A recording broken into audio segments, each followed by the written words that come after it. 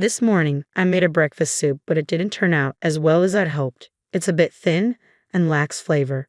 Maybe next time we could try making it thicker, though we should be careful with the salt, since my doctor advised me to cut back on it. That said, I do enjoy bold flavors. Speaking of preferences, my mother-in-law Brittany is quite particular about her food. She loves it heavily seasoned, even though her health isn't the best. She's a bit overweight and on the verge of diabetes. Her doctor has warned her to be mindful of her diet, but she doesn't seem too concerned. She often adds extra salt and pepper to the dishes I prepare, no matter how many health-conscious spices I use. It's surprising how much seasoning she adds, and it never seems to satisfy her. I'm genuinely worried about her health if she keeps this up. Dealing with Brittany is challenging. She's often critical and difficult. My name is Diana. I'm 31, and aside from working, I manage our home. I've been married for 4 years, and we don't have children. The issue is I'm unable to have children, and Brittany never lets me forget it. She often tells me that as a woman, my inability to bear children makes me less valuable, and I should be grateful just to be allowed in the house. We've tried many times, and I've gone through countless treatments, but nothing has worked. It's been physically and emotionally draining. So, I've decided to stop the treatments. They're expensive, and continuing without any guarantee of success feels futile. My husband once mentioned that investing in fertility treatments felt pointless. This whole situation weighs heavily on me, especially when my husband echoes his mother's harsh words, agreeing that my inability to conceive somehow makes me incomplete. Despite everything, I've always wanted a child, but now I'm beginning to think it might be time to accept our circumstances and find peace with it. Even though my husband keeps urging me to try for a baby quickly, the pressure only makes things worse. I can't just get pregnant because it's expected of me. After stopping the fertility treatments, I thought maybe I could find happiness just with my husband, but my mother-in-law keeps pushing the idea of a grandchild. She often brings it up, even buying diapers and showing them to me, saying, "Look, I got diapers. You'll need them one day." To that, I responded, "Aren't those a bit small for you, Brittany?" She replied with excitement, "These are for a baby, can't you see?" I sarcastically shot back, "Well, I wouldn't know. I'm the broken woman who can't have kids."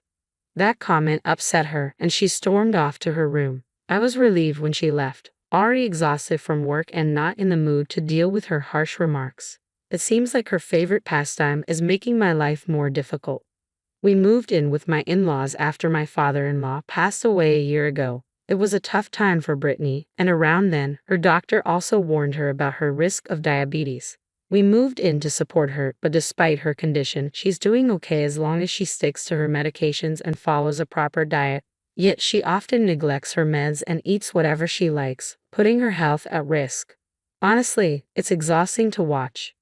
I dread the thought of being responsible for her care. I'm still in my 20s, working full-time, and managing everything already feels overwhelming. The next day, my day off, I found myself caught up with household chores. Usually my mother-in-law spends her time lounging on the sofa with snacks, but to my surprise, she got up and wandered into my room. I didn't want her in there, but my hands were full, so I didn't object when she said she'd clean my room. "Thanks," I replied, though I couldn't shake the suspicion gnawing at me. She added, "You know, if you leave your room messy, you'll attract bugs."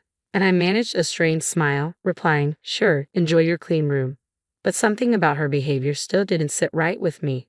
It seemed like she took my polite response as gratitude, but it only made me feel more uncertain about her intentions. I couldn't shake the feeling that she was up to something. That evening, I decided to sleep in my husband's room. He had been away on business since the day before and wouldn't be back for a while. Even if he found out, I knew he wouldn't mind. We usually slept in separate rooms because of my nursing job with its irregular hours and night shifts. Our relationship had grown a bit distant over time, and I didn't want to disturb him with my odd hours.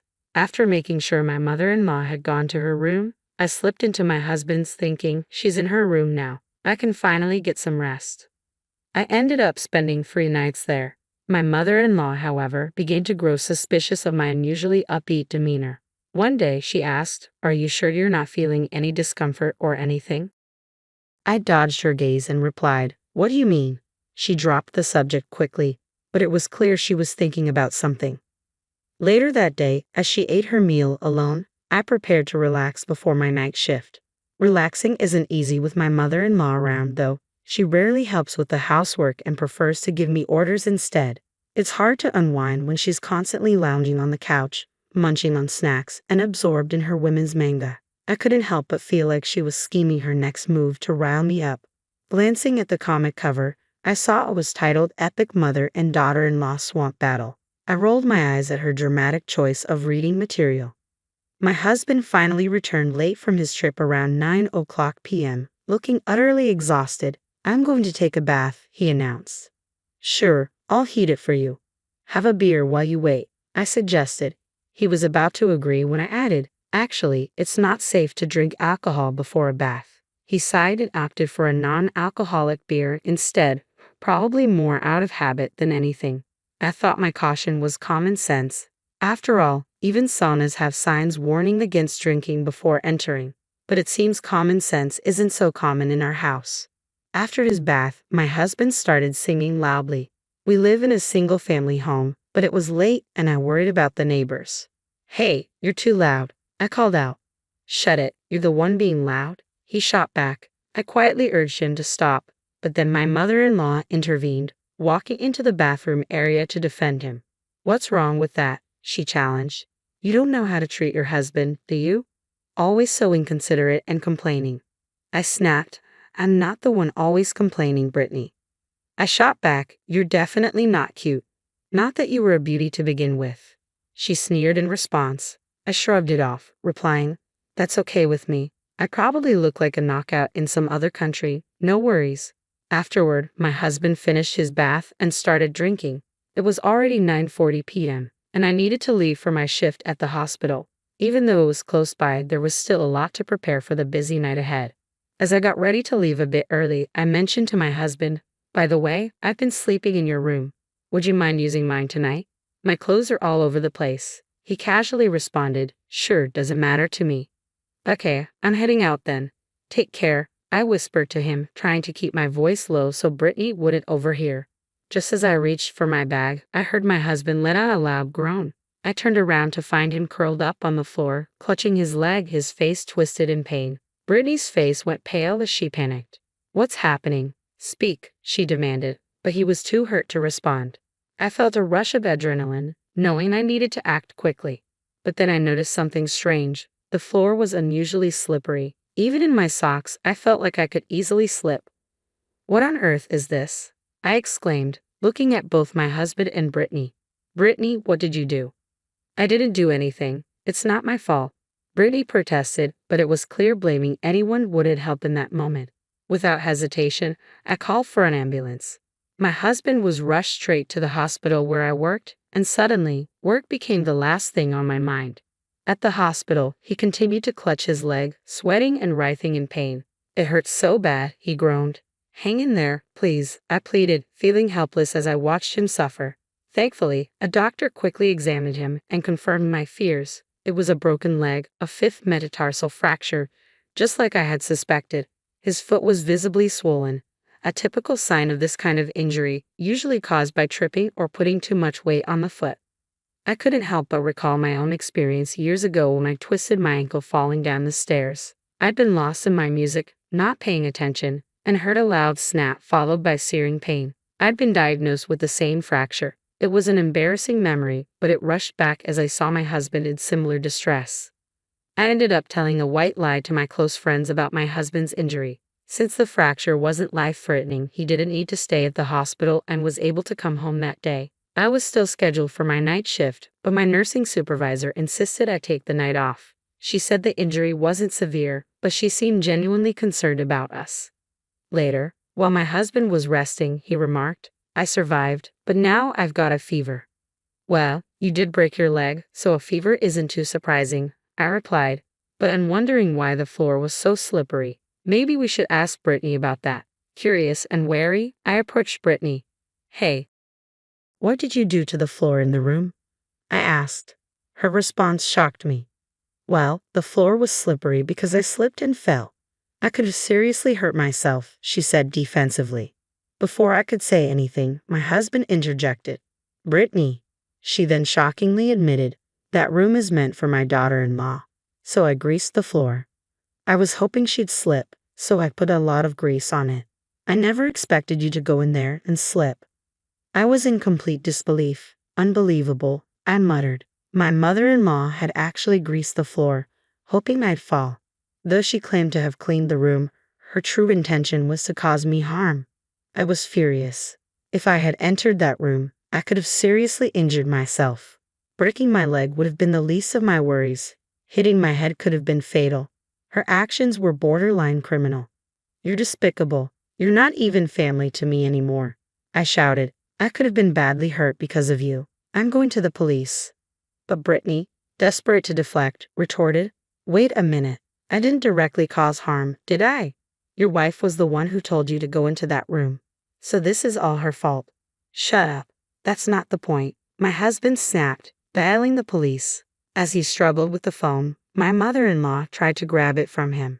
Despite the pain from his broken leg, my husband clung to the phone, speaking urgently with the police. I was torn, wishing I could be anywhere but here, maybe even at work at the hospital far from this chaos. I knew it wouldn't be long before the neighbors found out, especially since I had almost been hurt too. I considered calling the police myself, wondering if she might face charges for attempted assault. But as I voiced this, Brittany interrupted, wait, now I don't want the police involved. I was stunned by her casual response. Really? You knew what could happen when you chose this path? Did you think you could just erase me from existence? Brittany's indifferent reply shocked me further. I did hope it would be simpler if he just vanished. Wow, I sneered. You're downright criminal in your thinking. Personally, I wish they'd lock you away forever. That's when I made my decision. That's it, let's get a divorce. What? My husband exclaimed. You can't be serious. After everything, you're just going to walk away? I can't live like this anymore, I replied firmly. Your moral compass is so skewed, I can't bear it any longer. Wait, please don't end our marriage over this, my husband pleaded. I don't need you. I'm perfectly capable on my own, I said, my resolve unwavering. I need you, he countered, desperation in his voice.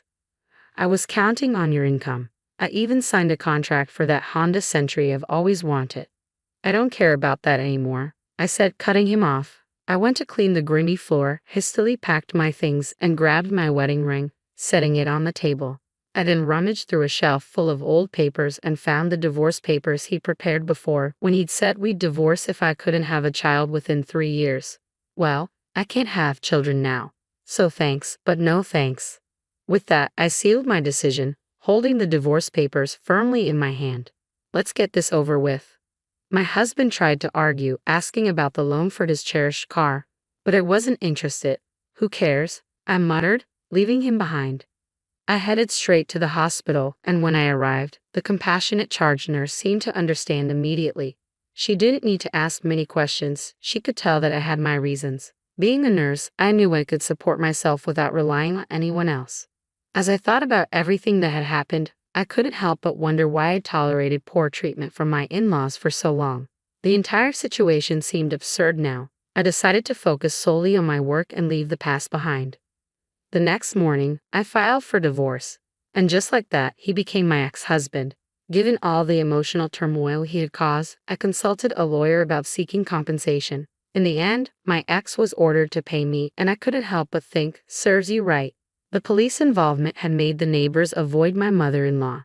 She had openly talked about how my ex-husband had broken his leg, casting her in a negative light. Everyone now saw her for what she was, a terrible parent. Eventually, my ex distanced himself from her and seemed to kick her out. She complained about her new life, lamenting how difficult it was to adjust to living alone on a minimal survivor's benefit.